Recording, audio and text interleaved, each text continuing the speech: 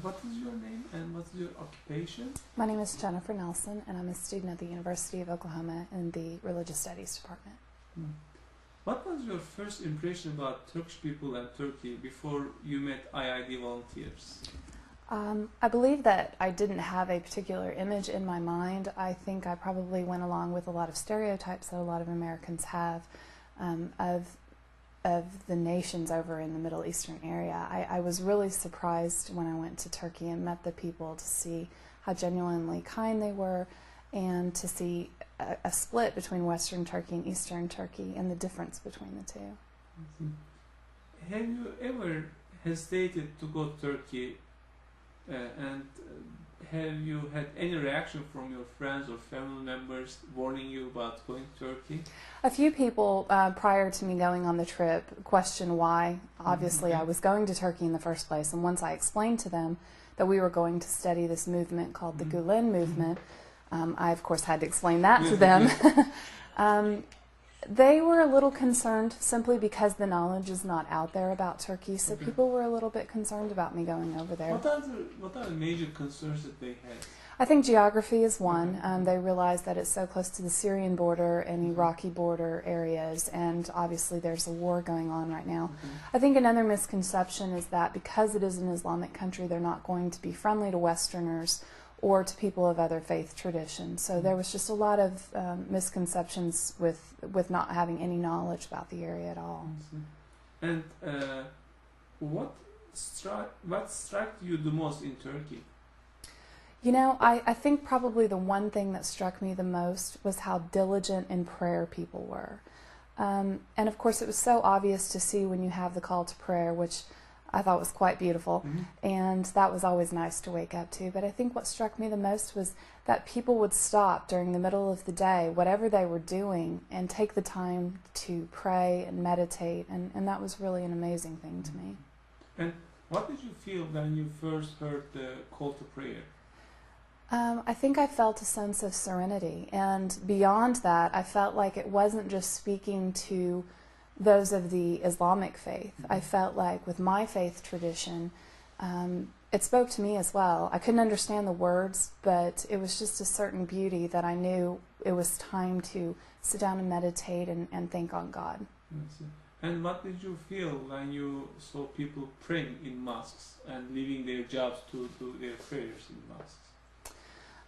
Again, I think the sense of reverence that they had was what just flabbergasted me, that they would take the time out to go do that. And it was very meaningful for me as well, because it made me stop and take the time and reflect during those moments as well. And of course, I really enjoyed being able to go into the mosque as a guest and to see the way that Muslims pray. I think that was really interesting to me.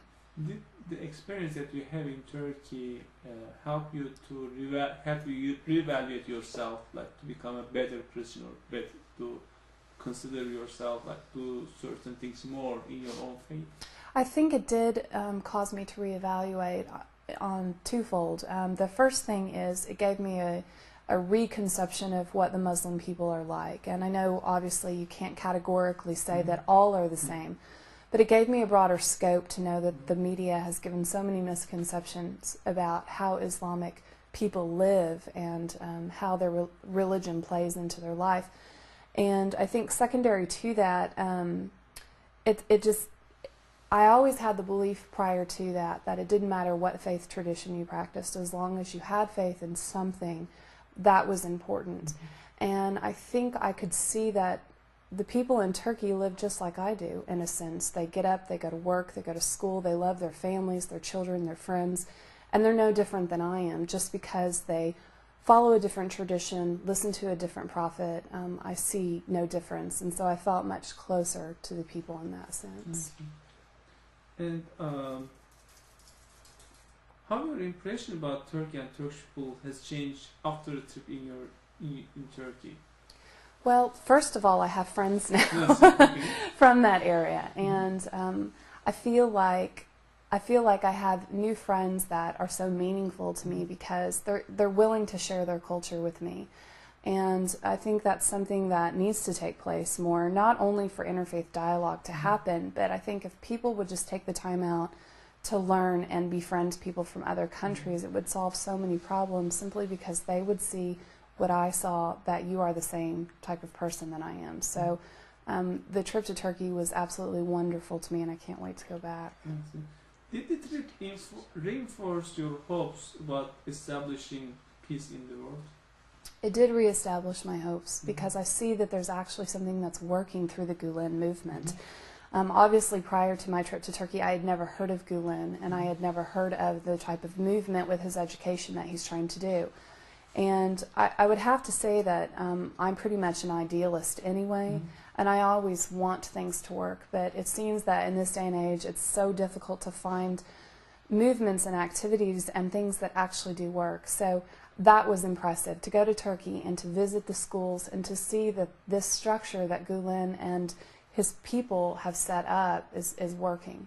What are things that could you elaborate this topic a little bit more? Well, I think primarily the thing that struck me the most is that what Gulen has been able to do in his schools is he's been able to take these children and give them ideals and ethics and good behavior, and he's training these children to become good citizens.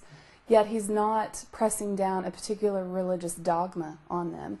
And it seems that, especially in America today, it's so difficult to separate the two, because if children get an education that teaches those types of things, sometimes it is in a religious school, and the dogma and the theology go along with that. So I don't think I've ever seen a structure where they've separated the two, and the kids were just so happy. We saw all of their awards, so we know that they're doing well in their education. It was very impressive. Do you think that there is a need for such an education system in the U.S. as well? Oh, absolutely. I think we have something to learn from the Gulen movement in America. Right now, America, I think, is not only in a critical situation in our educational systems, but we are looked upon by many countries of the world as having a leadership role in the world. And I think we owe people to live up to that. And I think if we're going to produce future generations of children who are willing to learn and who are willing to have interfaith dialogue with other children and intercultural exchanges, we need a formula like the Gulen movement. So I really pray and I really hope that we can get something like that going over here. And model proposed by Gulen could be successful, especially will it help for a better future for our children?